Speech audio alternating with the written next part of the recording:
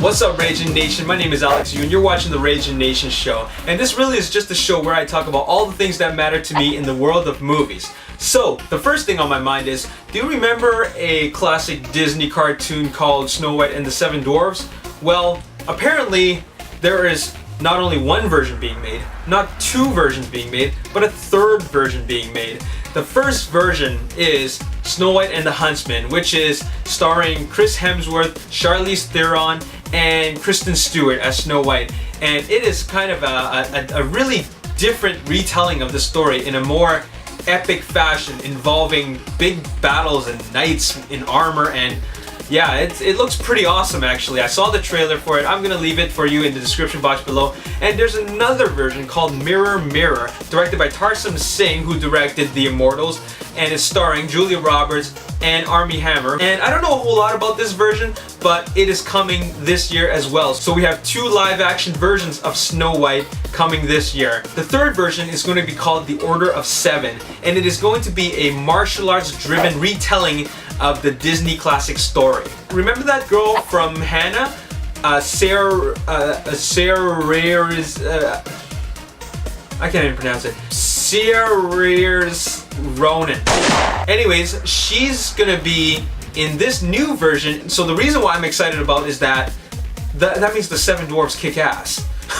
And we don't even necessarily know if they're gonna be dwarves or not. But the fact is that there's going to be some kung fu fighting in there. And this kind of reminds me of another production which never came to be, and that is, if you remember way back when, maybe earlier this decade in 2002 or 2003, they actually were going to make another version of Snow White called Snow White and the Seven Shaolin, or Snow White and the Seven Monks. And basically, once again, it is a martial arts version of Snow White, and the Seven Dwarfs would obviously be Shaolin monks. And the movie would be directed by Master Yu Wu-ping, who did the fight choreography for Kill Bill, The Matrix, Crouching Tiger, Hidden Dragon, but that never came to be, which is unfortunate. However, we are going to see a martial arts version of Snow White, and it stars the girl in Hannah. I can't say her name, I just can't. And moving on to other movie news, director Michael Mann is in talks to direct a cop thriller called Big Stone Grid. It's about two detectives who uncover a huge underground extortion ring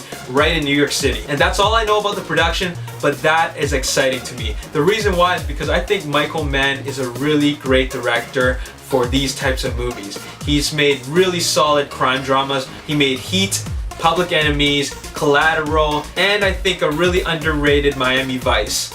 A lot of people don't like that movie for various reasons, but after I watch the movie more and more, I really like it. But anyways, Michael Mann is a very solid director, and I'm excited about all his productions, especially something about New York cops. And now I got some movie trailer news for you guys. Remember Wanted, the movie directed by Timur Bekmambetov? I think that's how you pronounce his name. Anyways, he is directing a new movie called Abraham Lincoln Vampire Hunter, and the trailer is out. It was something that I never really expected because the movie itself was really intriguing to me. We got Abraham Lincoln and Vampire Hunter in the same sentence, or title rather, and that in itself just calls for a lot of intrigue.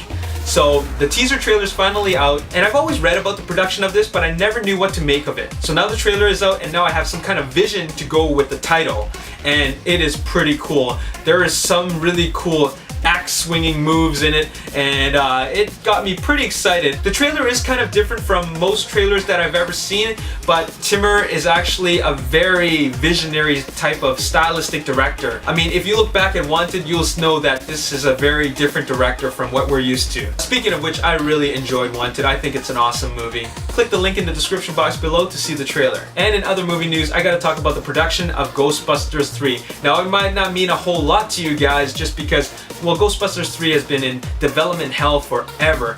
But for me, it means something because I grew up with Ghostbusters. Ghostbusters is one of those rare movies that I can say is perfect. It gets a 10 out of 10 from me.